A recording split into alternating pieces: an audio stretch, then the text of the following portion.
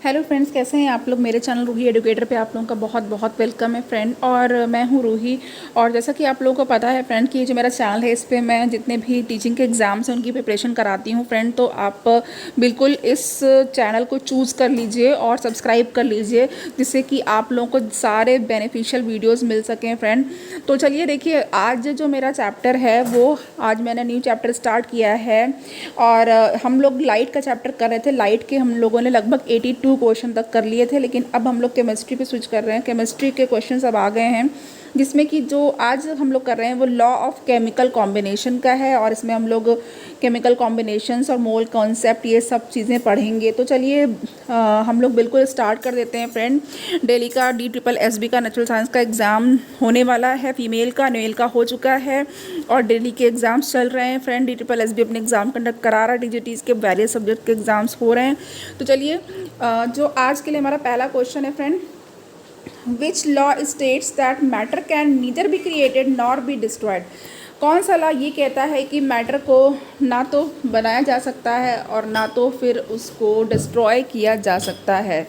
Okay, तो यहाँ पे हमारे पास जो ऑप्शन करेक्ट है वो है law of conservation of mass. जो law of conservation of mass है वो ये कहता है कि मैटर को ना तो हम लोग क्रिएट कर सकते हैं, पैदा कर सकते हैं, और ना तो इसे डिस्ट्रॉय कर सकते हैं। ओके, नेक्स्ट क्वेश्चन हमारे पास है 4.88 ग्राम KClO3 है। ओके, और जब इसको हीट किया जाता है तो ये 1.92 ग्राम ऑक्सीजन प्रोड्यूस करता है और 2.96 ग्राम KCl प्रोड्यूस करता है।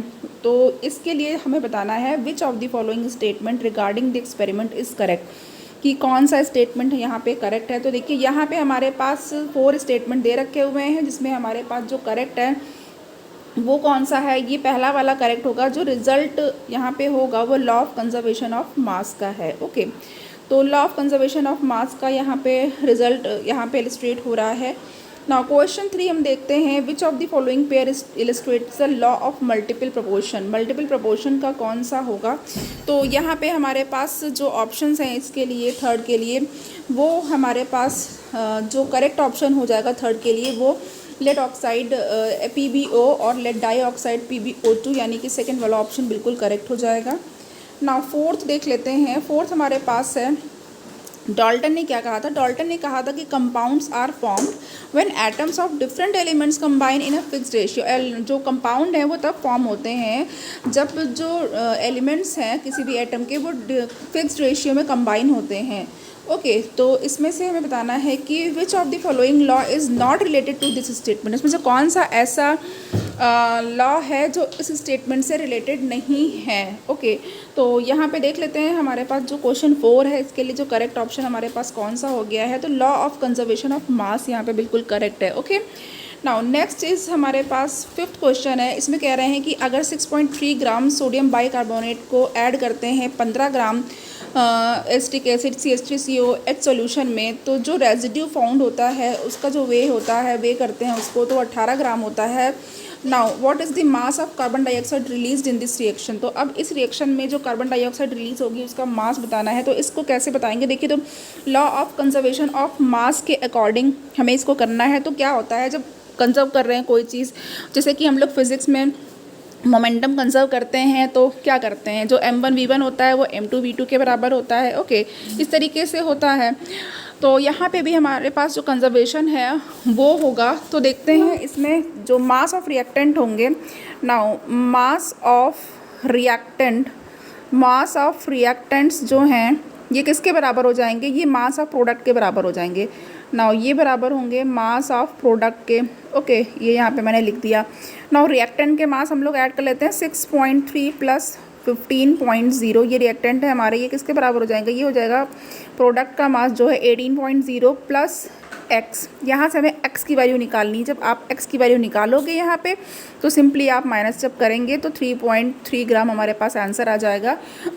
सॉरी, तो यहाँ पे हमारे पास जो आंसर है वो 2 आंसर हमारे पास बिल्कुल करेक्ट हो जाएगा, 3.3 ग्राम। ओके, नेक्स्ट क्वेश्चन हमारे पास कौन सा है। नेक्स्ट क्वेश्चन हमारे पास है 6th क्वेश्चन। 6th क्वेश्चन के देख लेते हैं। यहाँ पे पूछा गया है कि कौन सा स्टेटमेंट करेक्ट है इस रिएक्शन के लिए, और रिएक्शन यहाँ पे दी हुई है। इसमें आयरन है 4Fe plus 3O2। Now Fe2O3 यहाँ पे फेरिक ऑक्साइड बन रहा है, हेमाटाइट बन रहा है यहाँ पे।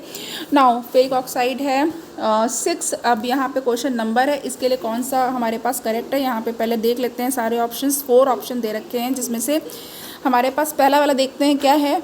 जो फर्स्ट ऑप्शन है कि जो टोटल मास है आयरन का और ऑक्सीजन का इन रिएक्टेंट्स, ये किसके बराबर है, total mass of the iron and oxygen in product, therefore it follows law of conservation of मास। बिल्कुल करेक्ट है ये, तो पहला वाला ऑप्शन ही करेक्ट हो चुका है।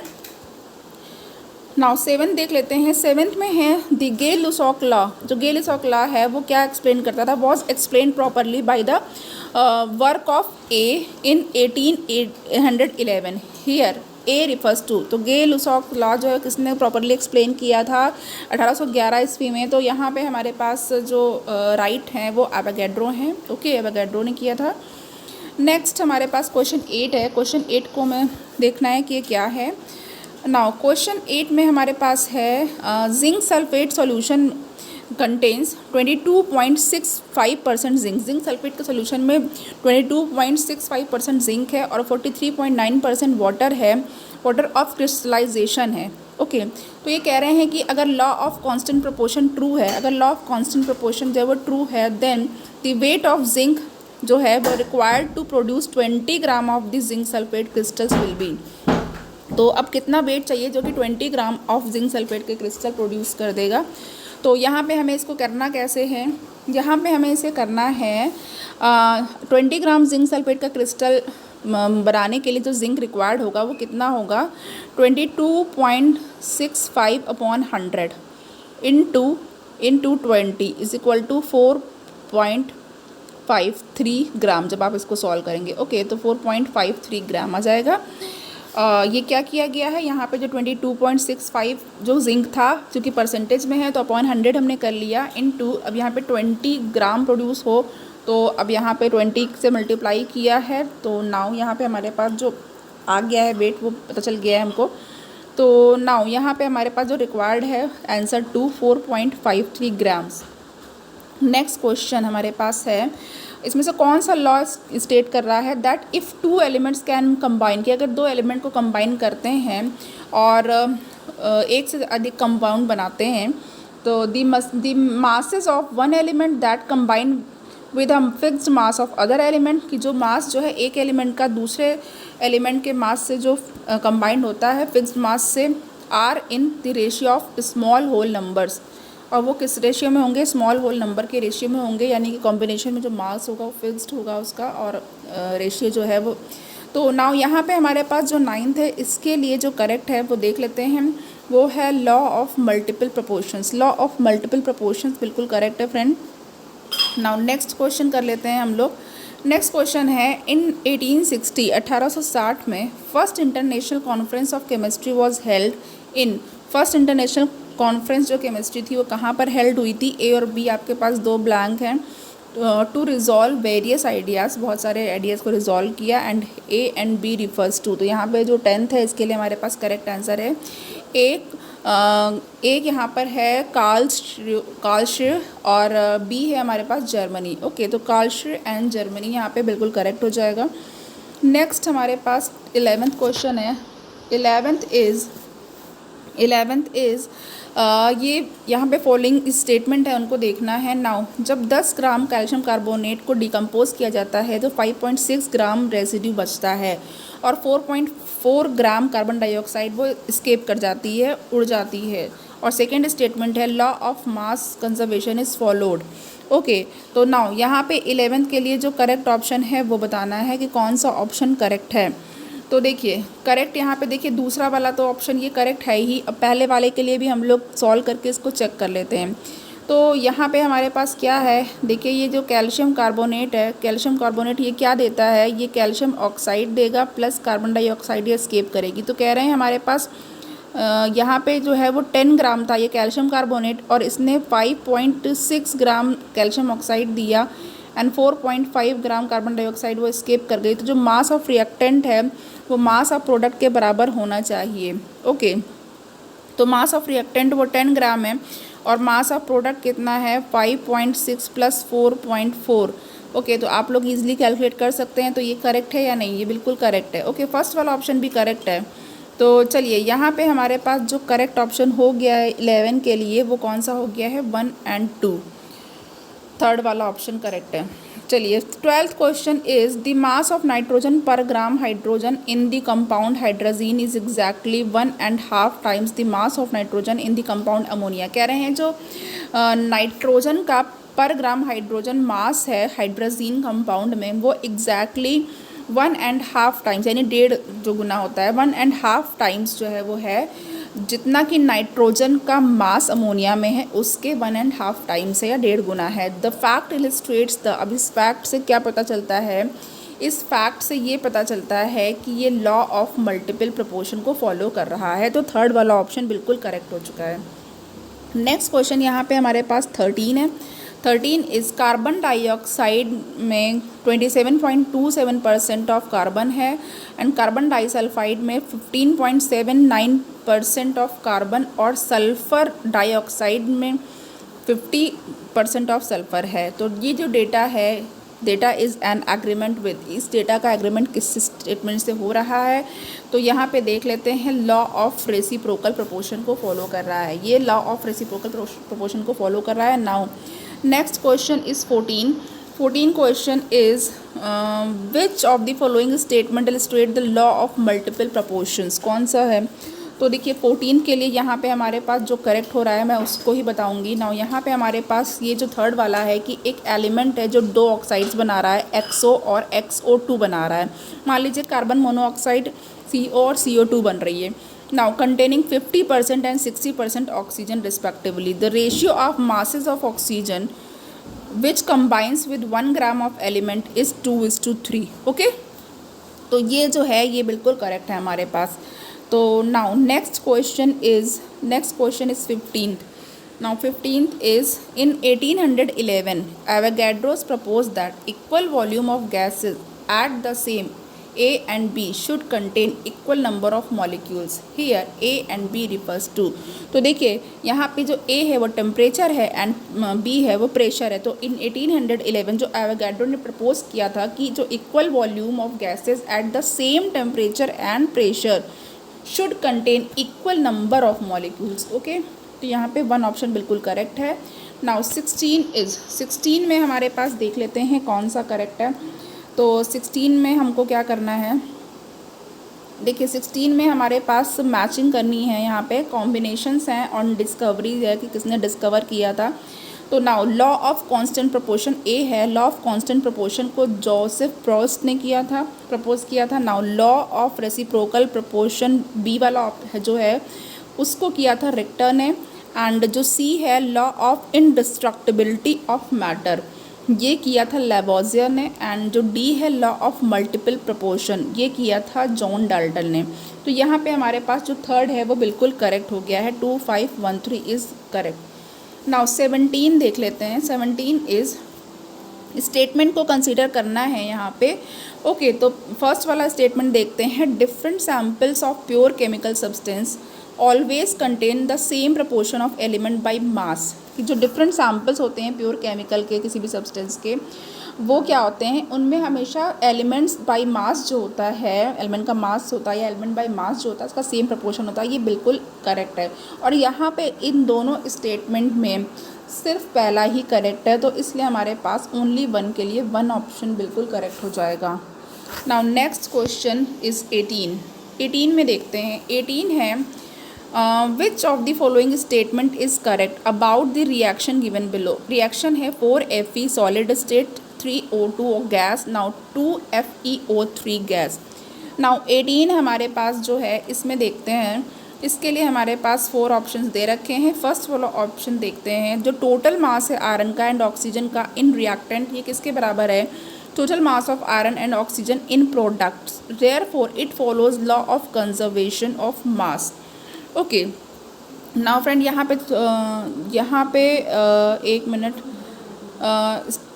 करेक्ट पूछा हुआ है, ठीक है। और पहला वाला जो है वो करेक्ट तो है, लेकिन यहाँ पे Fe2O3 होगा फ्रेंड। ओके, क्योंकि यहाँ पे 4Fe है और यहाँ पे 2Fe2 होना चाहिए। अब ये रिएक्शन बैलेंस भी है और करेक्ट भी होगा। तो यहाँ पे आपको ये ध्यान रखना है कि P2O3 होगा, ये प्रिंटिंग मिस्टेक है। Now first one is correct, पहला ऑप्शन करेक्ट हो चुका है। नाउ 19th देखते हैं। 19 हमारे पास है, एक और है जिसमें 1.34% मिनरल अर्जेंटाइट है, यानी कि सिल्वर का और है argentite. Okay, Ag2S by mass. Okay, now how many grams of this ore would have to be processed in order to obtain 1 gram of pure solid silver. Okay, तो अब कितने ग्राम इस ओर के प्रोसेस करने चाहिए जिससे कि 1 ग्राम प्योर सिल्वर मिल जाए। नाउ यहाँ पे अब हमें करना क्या है, देखिए ये जो यहाँ पे Ag2S है, अर्जेंटाइट है, सिल्वर का ओर है। नाउ अब यहाँ से इसको मिलेगा सिल्वर, तो ये समझ लीजिए सिल्वर है। तो अब यहाँ पे क्या दिया हुआ है, 248 ग्राम। ओके, 248 ग्राम है। तो नाउ ये अब यहाँ पे देखते हैं 2 इंटू 108।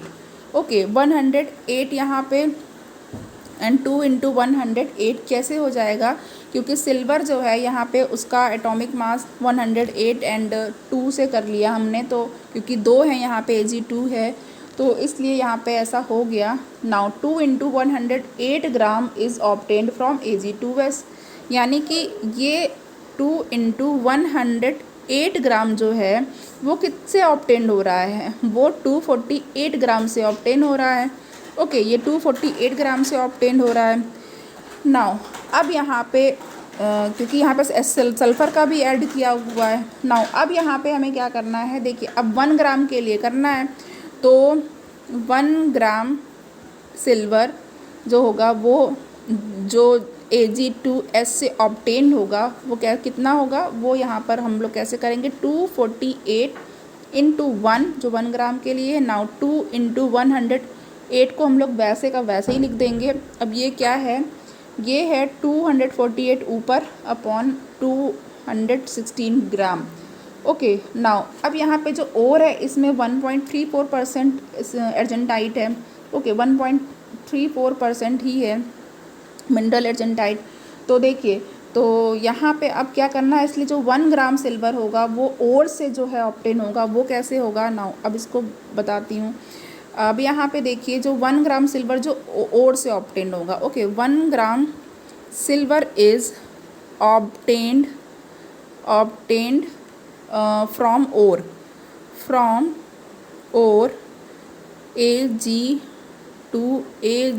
Ag2S। ओके, अब यहाँ पे कैसे कैलकुलेशन होगी, 248 अपॉन 216 जो हमारा आया था अभी, 100 अपॉन 1.34, ये 1.34% में था इसलिए 100 ऊपर चला गया है। और यहाँ पे जब इसको सॉल्व करेंगे तो सॉल्व करके देख लीजिएगा 85.68 ग्राम आएगा। ओके, 85.68 ग्राम है यहाँ पे। नाउ आंसर इज़ सेकेंड, 85.68 को राउंड ऑफ करके 7 ग्राम कर लिया है। ओके, नाउ सेकेंड ऑप्शन बिल्कुल करेक्ट हो चुका है। And 20 question is calcium carbonate react करता है एक्वस HCl से और कैल्शियम क्लोराइड और कार्बन डाइऑक्साइड दे रहा है। अब जो रिएक्शन है वो देखते हैं। कैल्शियम कार्बोनेट सॉलिड है 2HCl aqueous and calcium chloride aqueous plus CO2 gas and water liquid. अब इस रिएक्शन में क्या है, रिएक्शन में है कि जो 250 ml of 0.76 molar HCl react कर रहा है with 1000 gram of calcium carbonate से। तो क्या करना है, मास ऑफ कैल्शियम क्लोराइड जो जितना भी बन रहा है उसको कैलकुलेट करना है। तो नाउ देखिए यहाँ पे आप ये जो है जो आपका सिंपल कैलकुलेशन है इसमें, तो वो है ये आप इजीली कर लेंगे। यहाँ पे मैं आंसर बता दे रही हूँ। नाउ 20 का है हमारे पास 10.54 ग्राम। ओके, 10.54 ग्राम है यहाँ पे। नाउ नेक्स्ट क्वेश्चन इज़ 21 है हमारे पास। कार्बन डाइऑक्साइड में 27.27% कार्बन है, कार्बन डाइसल्फाइड में 15.79% कार्बन है एंड सल्फर डाइऑक्साइड में 50% ऑफ सल्फर है। This data is an agreement with. तो यहाँ पे हमारे पास ऐसा ही मिलता जुलता क्वेश्चन हमने कर लिया है। तो यहाँ पे हमारे पास जो करेक्ट आंसर है वो क्या है, law of reciprocal proportion. Okay, ये क्वेश्चन पहले भी हम लोगों ने किया हुआ है। नाउ 22 में देखते हैं दी मास, कह रहे हैं जो मास है, एक minute friend, this one 23। Okay 23 question अब हम लोग को करना है। 23 है हमारे पास, which of the following statement is correct. तो 23 का हमें जो कार्बन 12 है पहला स्टेटमेंट है ओके कि carbon 12 is one of the isotope of carbon and can be represented as carbon 12। Okay ये हमारे पास पहला स्टेटमेंट है यहाँ पे इस केस में, और यहाँ पे आप देख सकते हैं तो ये हमारे पास बिल्कुल करेक्ट है फ्रेंड। ओके ये तो बिल्कुल करेक्ट है हमारे पास फर्स्ट वाला। नाउ सेकेंड वाला भी देख लेते हैं। जो प्रेजेंट सिस्टम है जो कि कार्बन 12 सिस्टम पे बेस्ड है, इसमें जो कार्बन 12 है उसको क्या असाइन किया गया है, उसको असाइन किया गया है mass of exactly 12 atomic mass unit 12 AMU, और जो मास है जितने सारे अदर एटम्स के वो इसी से रिलेटिव स्टैंडर्ड पे दिए गए हैं। तो ये भी करेक्ट है, 1 और 2 दोनों करेक्ट है यहाँ पे, तो थर्ड वाला ऑप्शन हमारे पास करेक्ट हो जाएगा। Next question is 24। 24 में AMU has been replaced by U which is known as. अब इसको क्या कहते हैं, तो यहाँ पे हमारे पास 24 के लिए जो करेक्ट ऑप्शन है वो है unified mass. Okay U is unified mass, first option is correct. Now 25th में बताना है कौन सा स्टेटमेंट ट्रू है। तो 25th में हमारे पास जो करेक्ट आंसर है वो है केमिकल रिएक्शंस में जो है केमिकल रिएक्शन वो क्या इन्वॉल्व करती हैं, वो एटम्स का रीऑर्गेनाइजेशन करती हैं, ये बिल्कुल करेक्ट है। ओके तो फर्स्ट वाला करेक्ट है यहाँ पे बिल्कुल। नाउ 26th है हमारे पास, देख लेते हैं 26 में क्या करना है। ये दिया गया है कि जो अबंडेंस ऑफ आइसोटोप्स में जैसे कि आयरन 54, आयरन 56 एंड आयरन 57 है। नाउ 5%, 90% एंड 5% है रिस्पेक्टिवली हैं। तो जो एटॉमिक मास है आयरन का वो कितना है। ओके ये दिया गया है कि इनकी अबंडेंस बता दी गई है, और आयरन 5%, 90%, 5% है, ये अलग अलग दे रखा है रिस्पेक्टिवली। तो अब एटॉमिक मास आयरन का बताना है। तो नाउ एवरेज एटॉमिक वेट जो होता है उससे हम लोग इसको निकालेंगे। नाउ एवरेज जो है हमारे पास जो एटॉमिक वेट है तो वो कितना निकालेंगे, एवरेज एटॉमिक वेट जो है कैसे निकालेंगे, 54 पहले वाले के लिए 54 इंटू कितना है 5% है, प्लस सेकेंड वाला आइसोटोप 56 इंटू 90% है तो 90, plus 57 into multiplied by 5। Okay 5% है, और ये 100 कर देंगे परसेंटेज में, सब 100 होगा। यहाँ पे हमारे पास जो आंसर है सिंपली 55.95 आंसर आ जाएगा। ओके 55.95 यानी कि second option is very correct है बिल्कुल। Next question is 27। Camphor is often used in molecular mass determination because. Camphor या कपूर का यूज़ अक्सर ही जो मॉलिक्यूलर मास डिटर्मिनेशन के लिए करते हैं, क्यों करते हैं, इसलिए करते हैं क्योंकि ये वोलेटाइल होता है। आपको पता है जो कैम्फर है या कपूर है, ठीक है, ये क्या होता है, ये सब्लिमेशन होता है इसका। सब्लिमेशन जैसे कि आप लोग घरों में जो नैफ्थलीन बॉल्स या फैंडल बॉल्स डालते हैं, कपड़ों में डाल दी जाती हैं, बाथरूम में रखी जाती हैं, तो देखते हैं आप वो धीरे धीरे छोटी होती जाती है और एकदम यूज़ हो जाती है, गल जाती है, फिर आपको नहीं दिखाई देगी। क्या होता है, वो इवेपोरेट होती रहती है। और सब्लिमेशन में क्या होता है, जो सॉलिड स्टेट होती है वो लिक्विड स्टेट में चेंज हुए बिना ही वो गैस स्टेट में कन्वर्ट हो जाती है।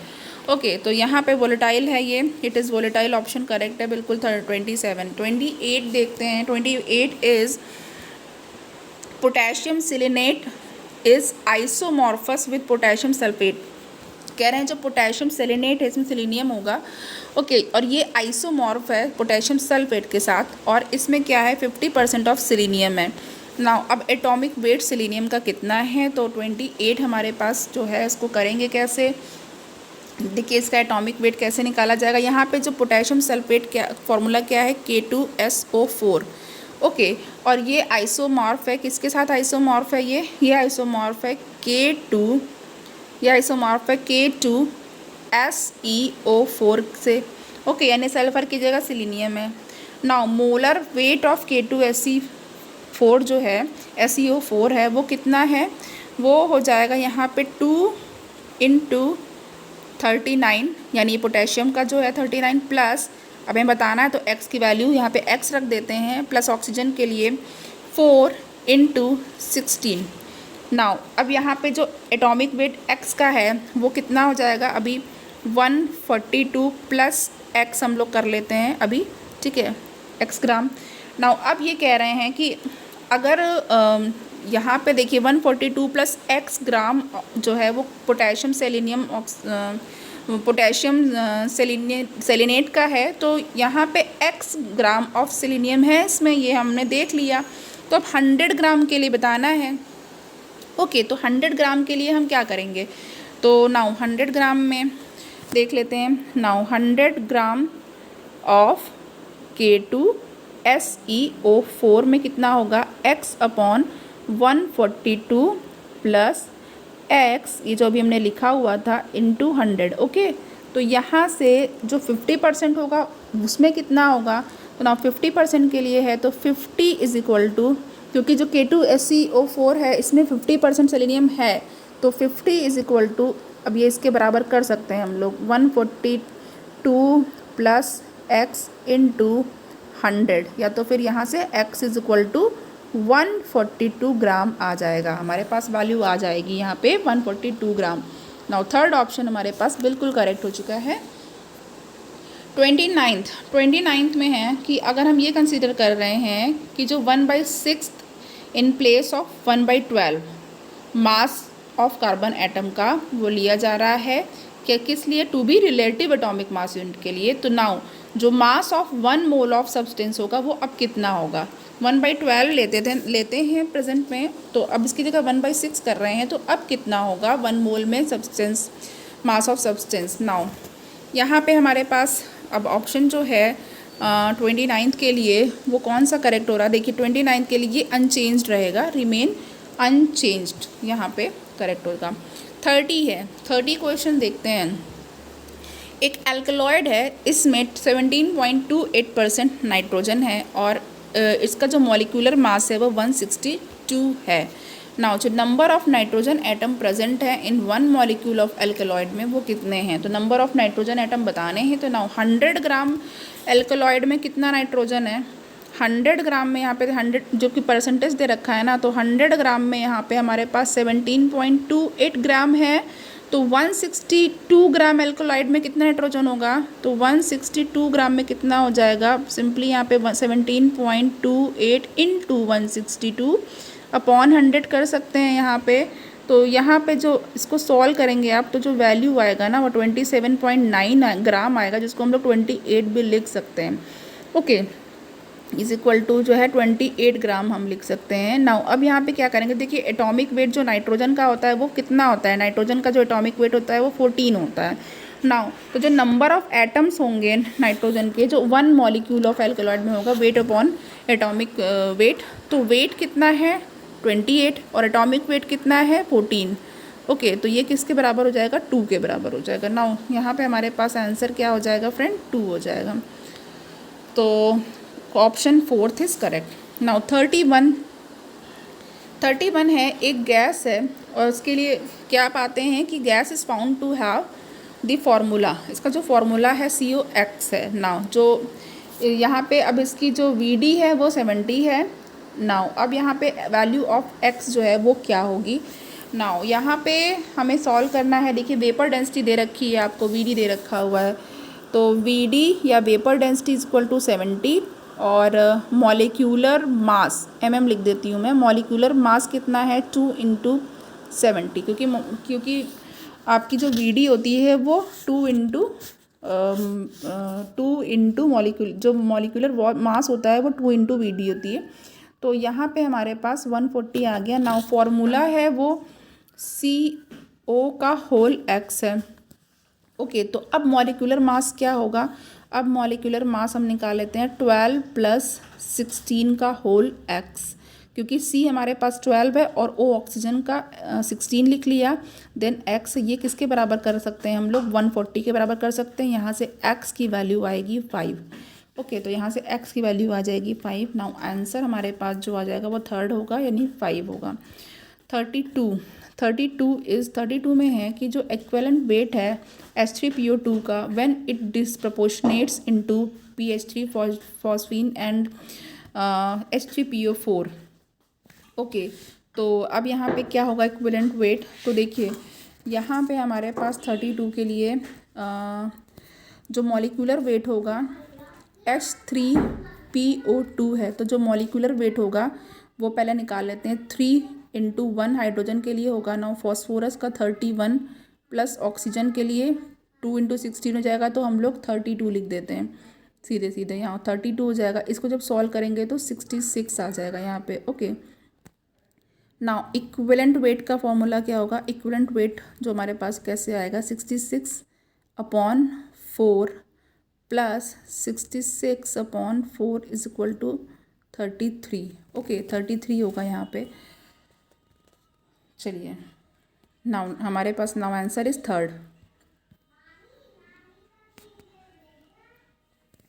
नाउ 33 है हमारे पास। 3 gram of an oxide of metal is converted to chloride completely. जो 3 ग्राम जो ऑक्साइड होता है मेटल का, वो कन्वर्ट होता है टू क्लोराइड कम्प्लीटली क्लोराइड में कन्वर्ट हो जाता है, और इससे 5 ग्राम क्लोराइड मिलती है। नाउ जो इक्विवेलेंट वेट होता है मेटल का वो कितना है? नाउ इक्विवेलेंट वेट जो होगा, वेट अपॉन मेटल क्या होगा? इक्विवेलेंट वेट जो है, वेट ऑफ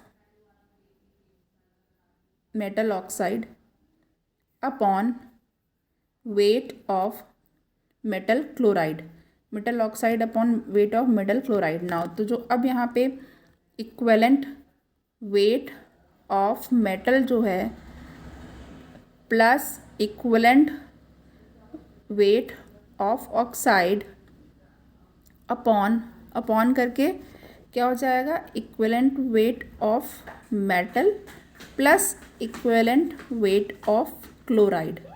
ओके, इतना हो जाएगा। अब यहाँ पे वैल्यूज़ रख देते हैं हम लोग। 3/5 is equal to E + 8/E + 35.5।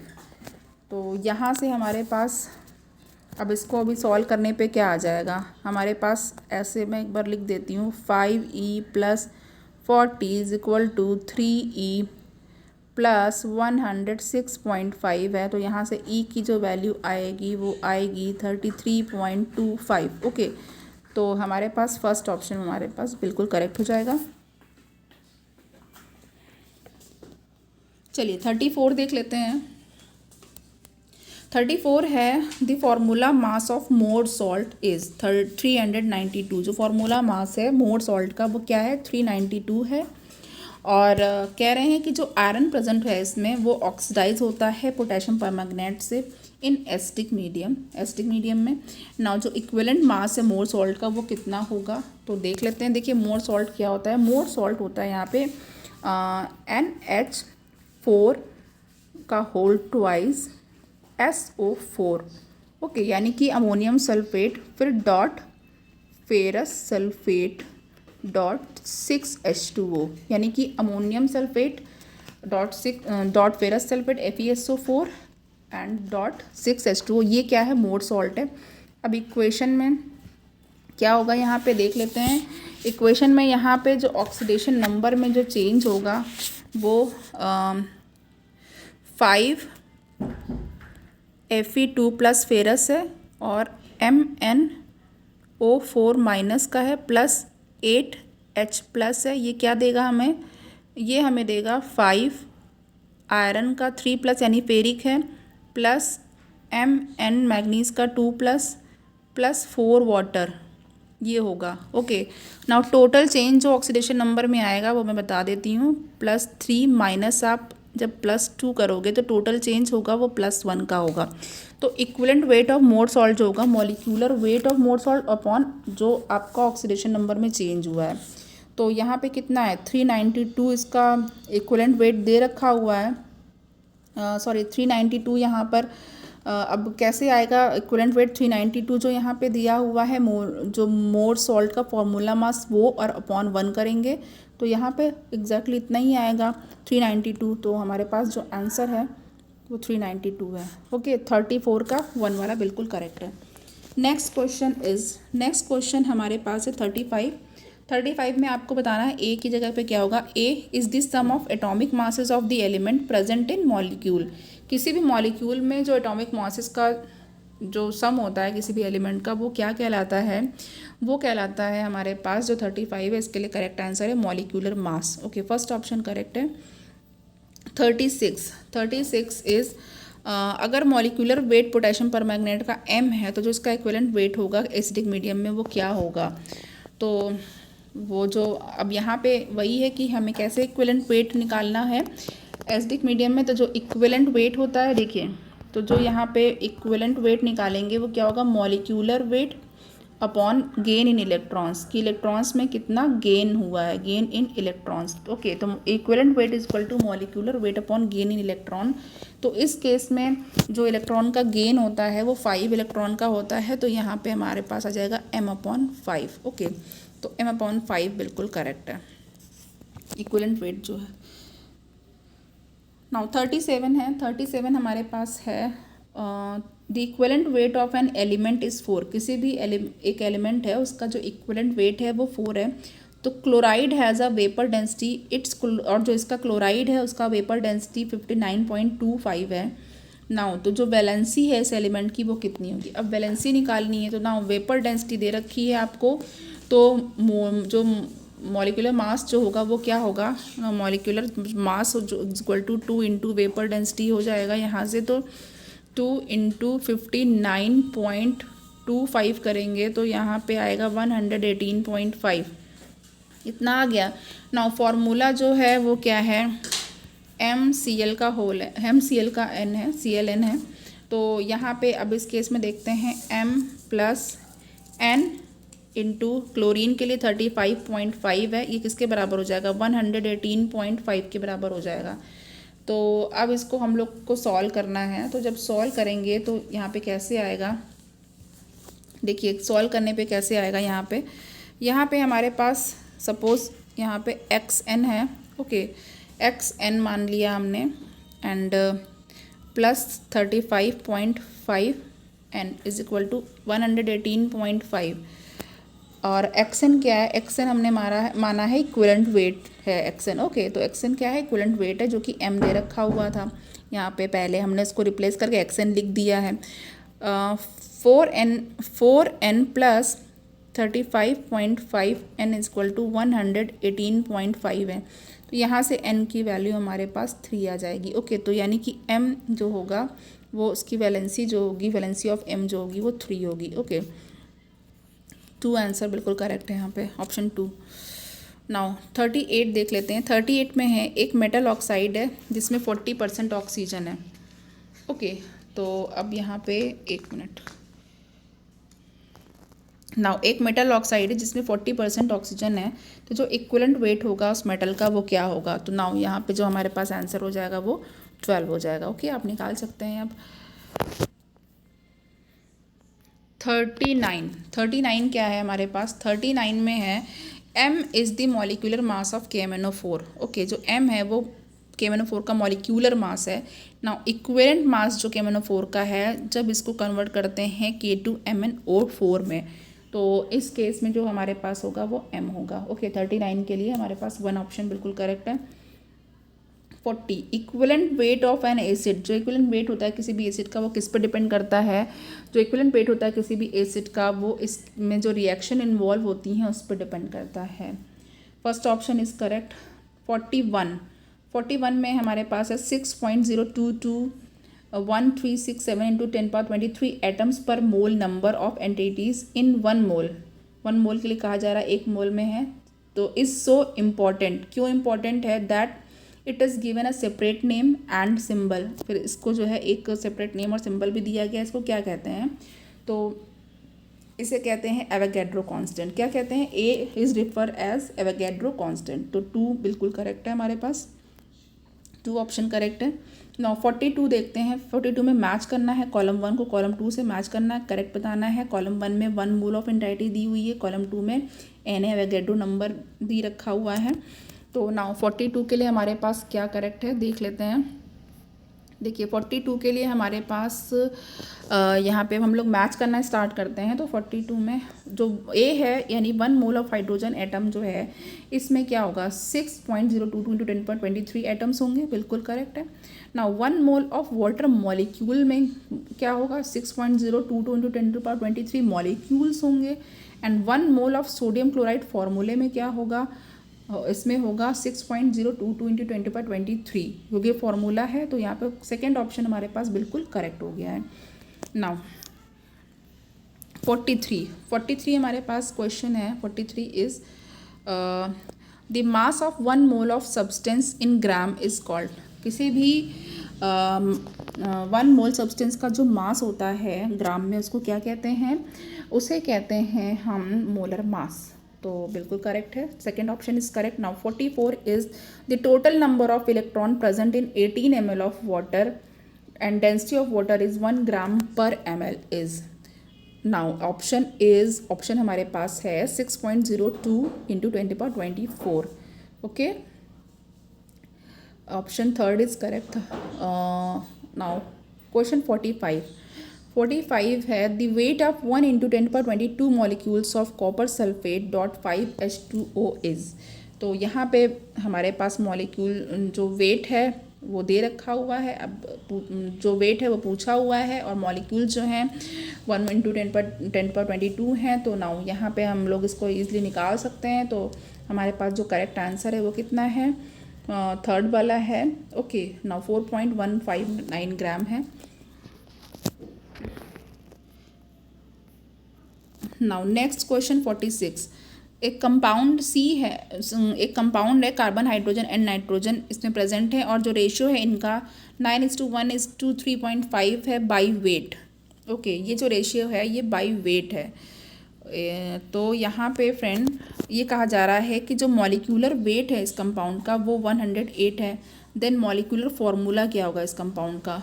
तो नाउ 46 के लिए हमारे पास जो करेक्ट होगा मॉलिक्यूलर फार्मूला वो C6H8N2 होगा एंड C6H8N2 यानी कि ऑप्शन 3 करेक्ट है। Next question is 47। एक ऑक्साइड है आयोडीन का, आयोडीन यहाँ पे 27 I=27 contains 25.4 gram of iodine for 8 gram of oxygen. Okay, 8 gram oxygen के लिए। Now it's formula could be, इसका फार्मूला क्या हो सकता है? तो इसका फार्मूला I2O5 है इस यहाँ पे। Option 3 is correct. 48 में है विच of the following pair of gases contain the same number of molecule. इसमें किसमें सेम नंबर ऑफ मॉलिक्यूल्स हैं? तो देखते हैं, इसमें हमारे पास जो 1 ऑप्शन है 16 ग्राम ऑफ ऑक्सीजन और 14 ग्राम ऑफ नाइट्रोजन में सेम नंबर ऑफ मॉलिक्यूल है। इसे आप कैलकुलेट भी कर सकते हैं। ओके, नाउ सेकेंड हमारे पास 49 जो है 49 में है how many moles of magnesium phosphate Mg3PO4 का whole twice will contain 0.25 mole of oxygen atom. Okay, तो इसमें पूछा गया कितने मोल्स पूछे गए हैं, तो मोल्स बताने हैं। Moles is equal to weight upon molecular weight. Now अब यहाँ पे 49 के लिए जो करेक्ट है वो है थर्ड वाला 3.125 इंटू 10⁻²। आंसर यहाँ पे हमें आप बताएंगे। नाउ 50 है हमारे पास how many moles of electron weight 1 kilogram, 1 kilogram के लिए कितना होगा मोल्स? नाउ 50 के लिए हमारे पास ऑप्शन है 1/9.108 इंटू 6.023 इंटू 10⁻18। तो फोर्थ ऑप्शन यहाँ पर हमारे पास करेक्ट हो गया है। ओके, नाउ अब यहाँ पे देखिए फ्रेंड, ये जो हमारे पास नंबर ऑफ़ मोल्स होते हैं। ओके, नंबर ऑफ़ मोल्स यहाँ पे मैं आपको बता रही हूँ, आप इसको बहुत ध्यान से सुनिएगा। नंबर ऑफ़ मोल्स क्या होता है? नंबर ऑफ़ मोल्स होते हैं जो क्या कह सकते हैं हम, मास किसी भी सब्सटेंस का जो वेट होता है इज इक्वल टू वेट जो ग्राम में होगा या मास जो होगा upon molar mass. Okay, upon molar मास ये है। तो ये किस में होगा? जो मोलर मास होता है वो ग्राम पर मोल में होता है, ये ग्राम पर मोल में होता है। तो number of moles is equal to mass किसी भी सब्सटेंस का, mass of a substance upon molar mass. Okay, और ये किसके बराबर होगा? नंबर ऑफ़ मोल अगर हम किसी भी गैस के लिए बात करें तो वॉल्यूम ऑफ गैस, किसी भी गैस का वॉल्यूम STP पर, वो भी लीटर में। ओके, अपॉन 22.4 लीटर में ये भी हो जाएगा। ये भी, इससे भी हम लोग मोल निकाल सकते हैं अगर गैस के टर्म्स में निकालना है। और कैसे निकाल सकते हैं? और जो moles N is equal to क्या हो सकता है? नंबर ऑफ पार्टिकल, ठीक है, नंबर ऑफ पार्टिकल किस पे? STP पे, at STP upon Na, Avogadro number. Okay, इस तरीके से कर सकते हैं।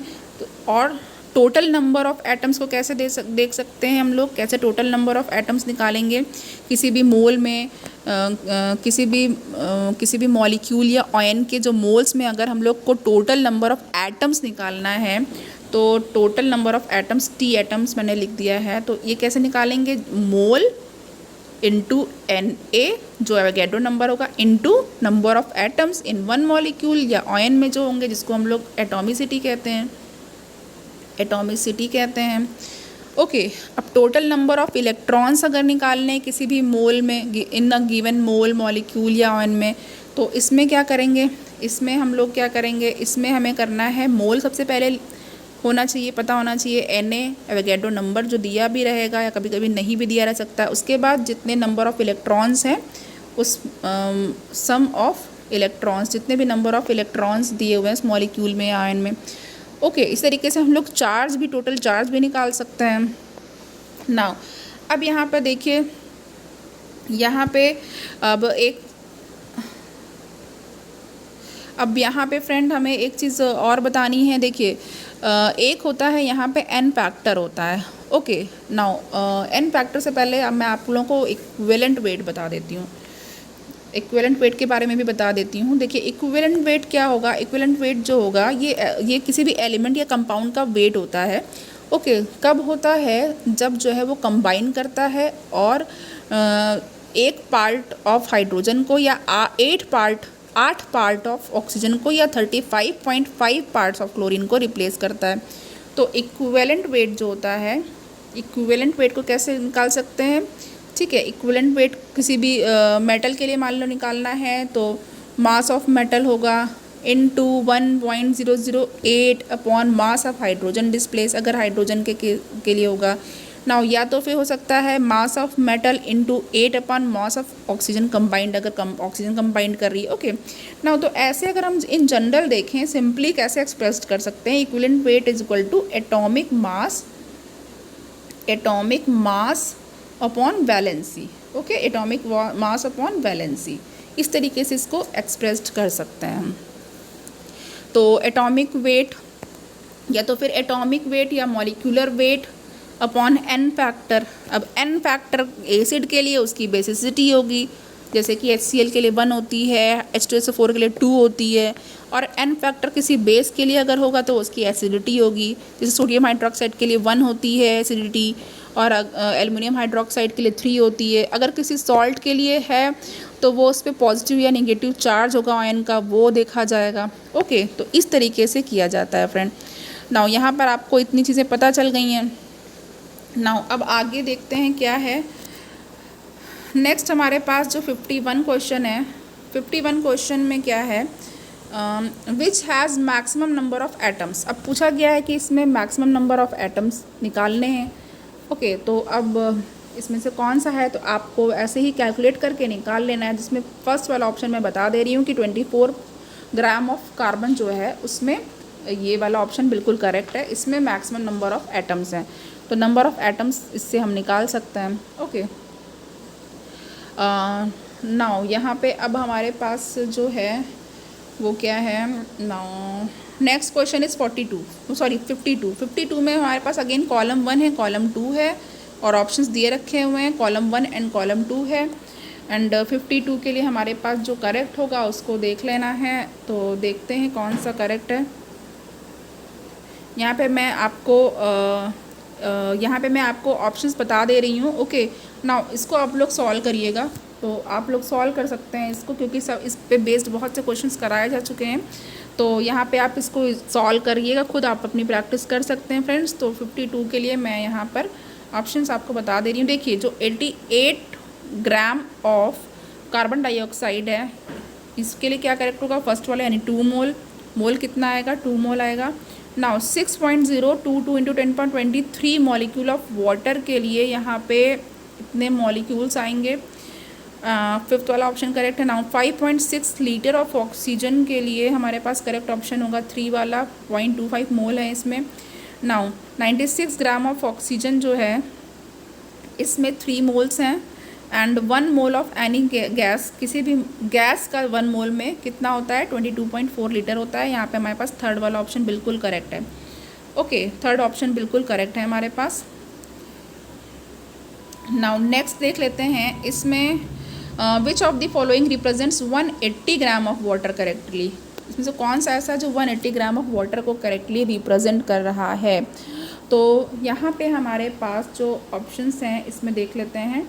देखिए फ्रेंड, यहाँ पे जो 10 मोल्स ऑफ वाटर है इसमें 180 ग्राम ऑफ वाटर आएगा and 6.023 into 10⁻24 molecule of water, ये भी करेक्ट है। तो यहाँ से हमारे पास थर्ड वाला ऑप्शन बिल्कुल करेक्ट हो रहा है। ओके, तो 53 का थर्ड बिल्कुल करेक्ट है फ्रेंड।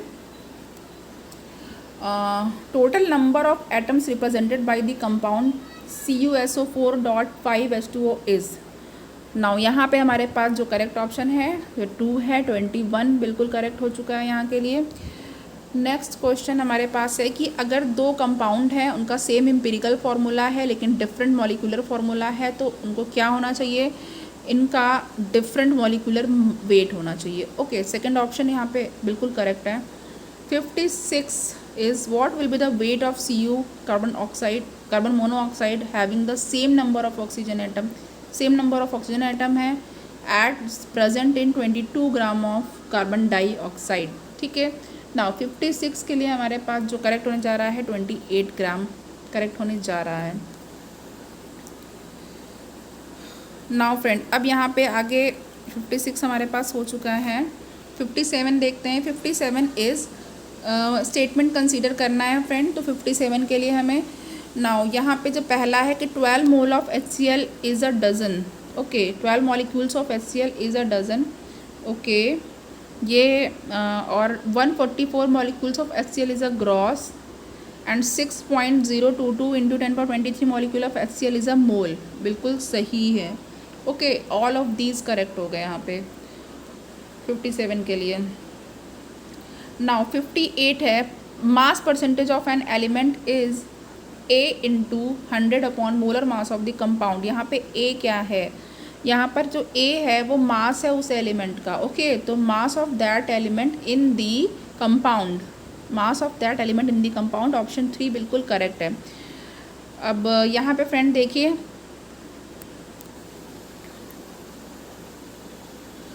ओके, नाउ यहाँ पे फ्रेंड हम लोगों ने 58 क्वेश्चन तक कर लिए हैं और बहुत ही अच्छे यहाँ पे क्वेश्चंस मिले हैं आपको और एक्सप्लेन भी मैंने कर दिया है, न्यूमेरिकल जो भी थे उसको मैंने सॉल्व करवा दिया है और चैप्टर को आप सब लोग पढ़ ही रहे होंगे। अब तो एग्ज़ाम बिल्कुल पास है, सबकी तैयारी बिल्कुल ज़ोर शोर से चल रही होगी।